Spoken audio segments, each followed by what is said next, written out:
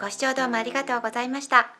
ガトーショコラは焼きたてはまだ少し苦いので、1日か2日置いて味がまろやかになってから食べた方が美味しいです。私は2日目が一番美味しく感じました。では次回またお会いしましょう。